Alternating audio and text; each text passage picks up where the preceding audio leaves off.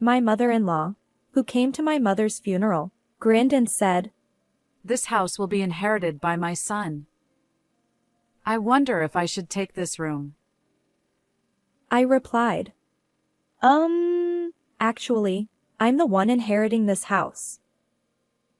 She retorted, "I know, but isn't it true that a wife's belongings belong to her husband? So, in essence, this house belongs to my son, right?" I sighed. Is that really the case? She cheerfully added, "From now on, let's get along." I hesitated. What do you mean by a get along? She declared. I mean turning this room into my room. I asked, does that mean we'll be living together? She confidently replied, Exactly. I've decided. With such a splendid house, it'd be a waste to have empty rooms when two people can live here, don't you think? Despite my recent loss, my mother-in-law seemed blissfully unaware of my grief. Why would she bring this up now? Can't she see the sadness on my face? It's no time for jokes. This house holds precious memories. It was built by my respected father and was my mother's cherished home. I don't want my unreasonable mother-in-law to live here. And my husband, who doesn't stop it, is equally at fault. To prevent my precious home from being tainted, I decided to take the initiative before moving out. I am a 42-year-old office worker. Having missed the timing for marriage and still being single after turning 40, I had given up on the idea of getting married. However, through an acquaintance's introduction, I met Michael, who is 4 years younger than me, and we were able to get married.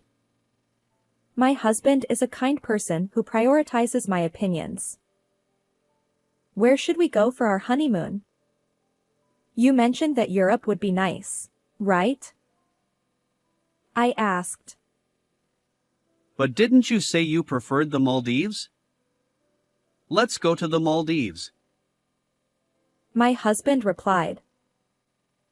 My mom wants to live with us. My dad's health isn't great, and it seems my mom is finding it challenging to manage alone. He explained. I understand that your mom is going through a tough time, but didn't we agree not to live together before we got married? You're right. I'll talk to my mom about it. My husband always listens to my whims, and I often feel guilty about it. Meeting a good person is a joy, but there's one regret. My father passed away 3 years before I got married, so I couldn't show him my wedding and reassure him. My father was a strict executive at a small and medium enterprise, and I deeply respected him.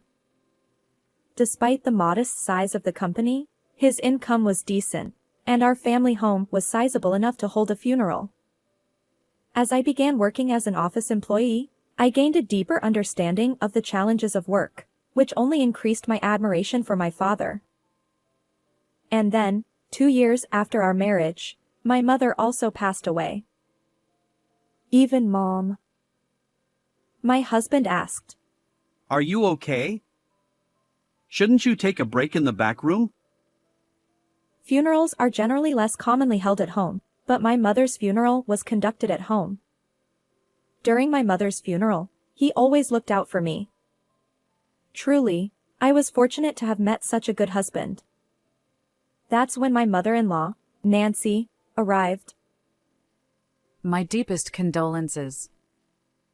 I sincerely sympathize with you.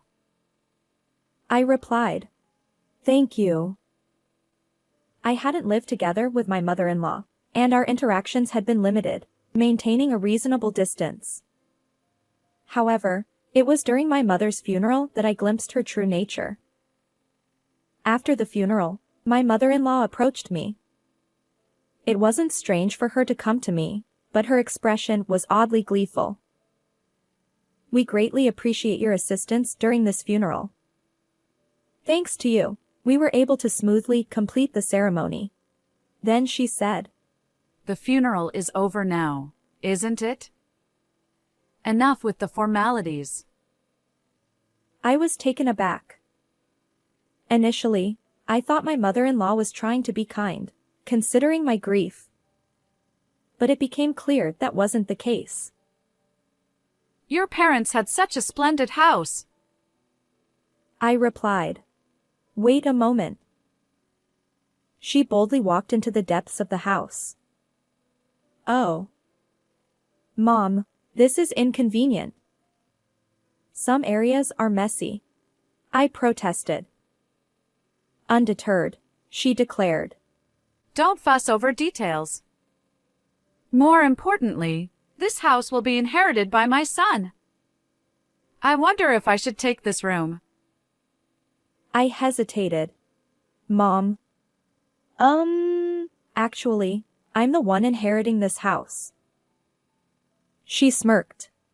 I know. Your parents didn't have any other children, right? And isn't a wife's belongings her husband's? So, in essence, this house belongs to my son, doesn't it? I sighed. Is that really the case? She cheerfully added. From now on, let's get along. I hesitated. What do you mean by get along? She confidently replied. I mean turning this room into my room. After all, you and Michael will move here later, won't you? I asked. Does that mean we'll be living together? She declared. Exactly. I've decided. With such a splendid house, it'd be a waste to have empty rooms when two people can live here. Finally, I won't have to take care of my husband all by myself. Unfortunately, my mother recently passed away, and yet my mother-in-law is saying such things. Can't she see the sadness on my face? I'm gradually getting angry with her. Even though my mother's funeral has just concluded, why would she joke around at a time like this? At that moment, it seemed my conversation with my mother-in-law caught my husband's attention. He stepped in. Mom! What are you saying? This isn't the right time for such discussions. My mother-in-law retorted. Why make such a fuss? But my husband was firm. Enough! Just leave. He escorted her out of the house. Sorry. My mom can be unreasonable. He apologized. It's fine. Thanks to you for handling it. I replied. At that moment, I felt grateful for my dependable husband. However, I would later realize that the reason my husband scolded my mother-in-law was subtly different from my own perspective. 10 days after my mother's funeral, as things settled down a bit, we decided to discuss my family home. It was then that my husband made an unexpected proposal. This apartment is cramped. Shouldn't we move back to my parents' house? I suggested. Yeah, you're right. With more belongings and the possibility of having kids, it's better than squeezing into this tiny apartment. He agreed. Well, then we should start preparing for the move. Then he said hesitantly. So, I have one thing to discuss regarding the move. What's the matter? I asked. He hesitated before saying. Considering the spacious house, all the empty rooms, I thought maybe my parents could move in with us. Wait, are you suggesting we live together? I asked, surprised. My husband is kind, but recently, I've noticed something. While I thought he always prioritized my opinions, I wonder if he's actually just a yes man. Could he be an outright pushover? His suggestion about living with my mother-in-law, and the way he complies with her requests for my persuasion, makes me wonder. Moreover, despite knowing I'm against cohabitation, he repeatedly proposes it to me, prioritizing her over me. Haven't I said it repeatedly? We won't live together. I remind him. He responds. But Mom keeps insisting on it. I counter. During the funeral, you scolded her, didn't you? You stood up for me and opposed cohabitation. Well, yes, I was upset about her barging into the house, but that doesn't mean I'm entirely against living together. I just thought such an important decision shouldn't be made casually in that setting. It was decisive. My husband merely nods and relays my words, but he seems more inclined toward my mother-in-law. Moreover, despite advocating for proper discussions, he maintains a certain distance and avoids making definitive decisions. Perhaps he's unconsciously doing this, believing he remains neutral. People of this type can be quite tricky. They convince themselves they're neutral and capable of making the right judgments. It's frustrating. Anyway, I oppose living with someone who barged into my parents' house on the day of the funeral and suggested living in this room. I've said it before, and I won't change my stance. Please convey this to your mom. My husband responds. Why? You seem really bothered by it. Fine, I'll let her know. While I prefer to avoid living with my in-laws, I've prepared myself for the possibility, depending on the circumstances when we got married. However, witnessing my mother-in-law's behavior during my mother's funeral, can I imagine living together in the cherished home my respected father built and where my mother lived? Now that I've become aware of my husband's lack of assertiveness, cohabitation is unthinkable. When my husband conveyed my opposition to cohabitation, my mother-in-law directly protested by calling me. Why are you opposing cohabitation when there's such a spacious house? You're Michael's wife now, and his father and I are your parents, right? Why such strong opposition to living together with us? I've already declined cohabitation before. I apologize. My husband has mobility issues, and it's challenging for me alone. Are you saying you'll abandon us? Did you hear the reasons from my husband? I apologize, but... This heartless person! I won't ask anything of you anymore. I feel sorry for my father-in-law's health condition. However, based on my mother-in-law's past behavior, I can imagine a future where everything related to my father-in-law would be pushed onto me if we were to live together. If we do decide to live together, significant improvement in my husband and mother-in-law's mindset is an absolute requirement. A few days after my mother-in-law called me heartless, my husband suddenly started rearranging the living room, moving the sofa, tables, and creating space.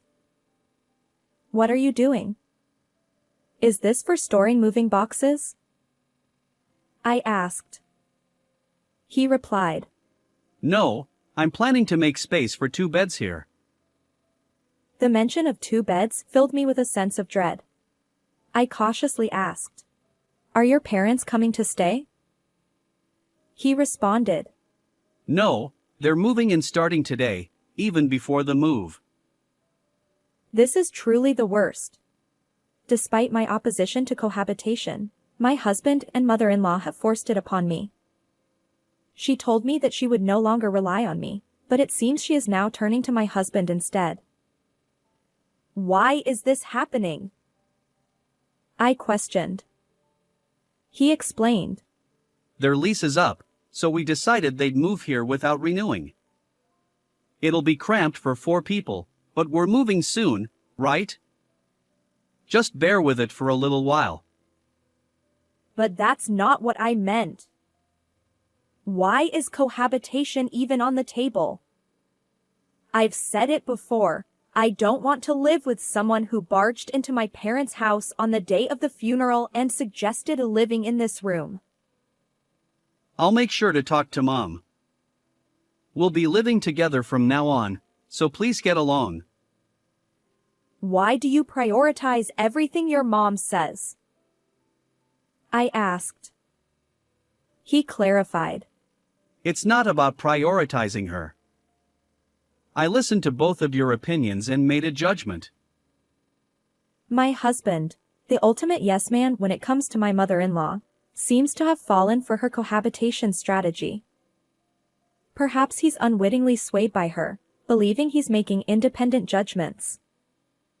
I used to think of my husband as kind and good-hearted, but when paired with my mother-in-law, he becomes quite a handful. And so, I find myself forced into cohabitation with my in-laws. Welcome. As I suspected, this apartment is cramped for 4 adults. We'll endure it until the move. It's infuriating. She just rolled in here, and now she's complaining about the room. I apologize for suddenly adding 2 elderly people. We'll try not to inconvenience you. No, if there's any inconvenience due to your mobility issues, please let us know.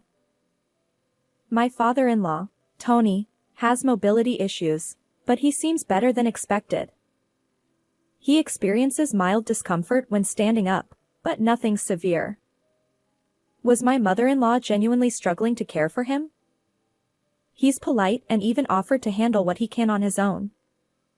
Unlike my mother-in-law, my father-in-law doesn't seem problematic.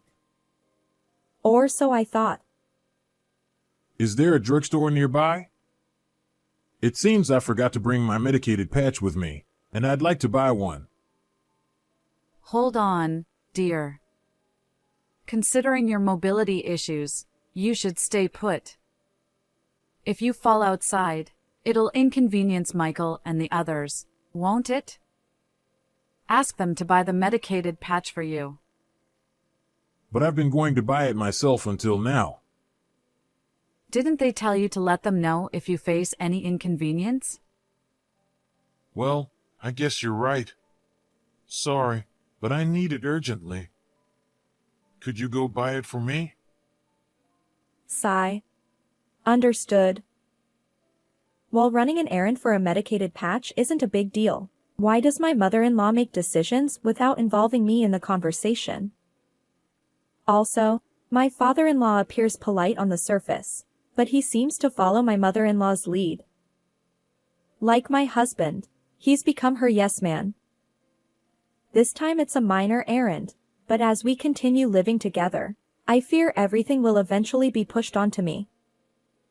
Can I allow these people to live in the cherished home my parents left behind? It's no joke.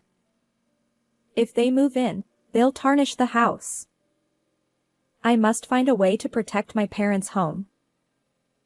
As my mother-in-law and father-in-law prepared for their move to my parents' home, I decided to take preemptive action before their relocation. My mother-in-law was in high spirits, excited about moving to a spacious house. Hey, can you lend us the key to your parents' house? We'd like to check out our rooms. I have some errands to run, so I'll give the key to Michael. Michael, can you drop us off? Before heading home, we want to stop by the storage room where we dumped our belongings. We need to measure the furniture sizes. Got it. I'll take the key. With my mother-in-law's good mood, there were no clashes between us, and about 10 days passed uneventfully. However, behind the scenes, my preparations were progressing steadily. All right. The moving preparations are complete. Soon, life in that house will begin. Once my husband and my in-laws finished their moving preparations, it was time for me to reveal a shocking truth to the 3 of them. Everyone, I have something to discuss. My husband replied. What is it? Get to the point. My mother-in-law wondered. Is it about plans for celebrating our move? I clarified. No, we won't be moving to that house. She exclaimed. What? What do you mean? I handed over a document. This is an application for renouncing my inheritance. My husband protested. Renouncing your inheritance? Come on, that's a joke, right? I insisted. It's not a joke. Look, there's an official court approval here. For me, that house holds immense sentimental value. I couldn't bear the thought of you living there. So, I decided to let go of the house, preserving it as a beautiful memory in my heart. My mother-in-law scolded. What madness possessed you? Even if you were letting it go, you could have sold it for money. Why abandon the house? I explained. Even if I sold it, you'd just rely on that money next. I thought it'd be clearer if I simply had nothing. She retorted. We moved out of our previous place for this move. You know? What are you doing? How will you make it up to us? I stood my ground. I've consistently opposed cohabitation. Yet, without proper discussion, you forced it upon me. So, I took a firm stance. Upon learning that I had renounced my inheritance, both my husband and mother-in-law seemed stunned, their faces drained of color. They were speechless, their strength sapped. My father-in-law looked bewildered as he observed the two of them. However, I wasn't about to let up. Michael, I continued, I've been thinking about getting a divorce. What do you think? Huh? Divorce? My husband stammered. Michael! You should divorce this ridiculous wife immediately. My mother-in-law chimed in. I had anticipated her immediate demand for divorce. What I wanted to confirm was whether my husband could make an independent decision at this critical moment. If he deferred to my mother-in-law now, it would make our future together even more challenging. Even if you're suddenly asked about divorce, it's troubling, Mom. My husband mumbled. His response was still pending, but my resolve to proceed with the divorce had solidified. My mother-in-law snapped. Fine. Divorce is the only option. My father-in-law interjected. Michael, it can't be helped. Your mom insists. My husband sighed. Well, you seem to want a divorce too, and maybe that's for the best. Even in significant decisions, my husband and father-in-law remained yes-men to my mother-in-law. And now, my husband's words made it sound as if he changed his opinion for my sake. Very well, I declared. Let's proceed with the divorce. I'll be moving out. With minimal belongings, I spent the night at a budget hotel. The next day, I had urgent matters to attend to, so I took half a day off work and headed back to the courthouse. A few days later, my mother-in-law called me. You! What's going on? It seems that house is becoming yours. Why the sudden outburst? Did you find out through the estate division process? Yes, that house belongs to me. You forged documents and deceived us. Why would I forge documents meant for court submission? Those are genuine. Then why is the house becoming yours when you were supposed to renounce the inheritance? Well, right after that, I promptly withdrew the application. You know. Renouncing an inheritance is difficult once the application is accepted. However, it takes about a month for the renunciation application to be accepted, during which time it can be withdrawn at any point. The documents I showed my in-laws were not acceptance related. They were from the application stage. I intentionally made them believe I had relinquished the house and confronted them with the prospect of divorce to gauge their reactions and decide my next steps. I didn't expect my mother-in-law's mindset to change, but I hoped my husband would reconsider and express that he didn't want a divorce. If he said he didn't want a divorce, I planned to rethink it and later explain about the house. However, So the house really becomes yours? Then, since it was acquired before the divorce, it's subject to property division, right? In such cases, you two are supposed to split the money from selling it, don't you? my mother-in-law seemed intent on taking whatever she could from me, knowing the house wouldn't be hers. But I had anticipated this. If that house were jointly acquired by us, it would indeed be considered shared property. However, that house is a unique asset acquired through inheritance, so it won't be subject to property division. Unfortunately, specific assets like this aren't eligible for division. When you heard that the house would become mine, didn't you consult with a lawyer? If Michael had paid off the house loan or covered renovation costs, those expenses might have been considered for division, but I assume that didn't happen, right? So, what about the money that would come to Michael through property division?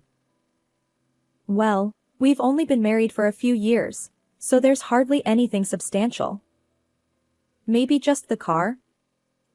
Although there's still an outstanding loan on it. You're going to selfishly claim the inheritance, aren't you? Heartless. I'm protecting that house because it holds precious memories of my parents. I don't want people like you living there. If you have any further complaints, please go through a lawyer. After the call with my mother-in-law, divorce proceedings proceeded smoothly. Presumably, she urged my husband to divorce me promptly. Regardless, the divorce was finalized, and I no longer had to contend with my in-laws. I felt a sense of relief, as if I'd successfully safeguarded my father's home from harm. After I moved out, my former in-laws apparently spent some time in the apartment where my ex-husband and I used to live. The apartment wasn't very spacious, so even with one less person, it must have felt quite cramped. My former mother-in-law explored new housing options, but due to their age, my ex-husband's parents faced challenges passing rental application screenings. Consequently, my ex-husband decided to rent a smaller single-family home for them to live together. Although it's smaller, it's still a house, so the rent is likely higher than what they paid for the apartment. He'll also need to support his parents going forward. My ex-husband is probably in for a challenging life. My former mother-in-law was excited about moving into the large house my father left behind, but now she's settling for a considerably smaller home. I imagine she's quite disappointed. As for me, I've started a new life in the house my parents left behind. It feels warm, as if my parents are still there with me. How did you find this story? If you enjoyed it, consider subscribing to the channel. Until next time.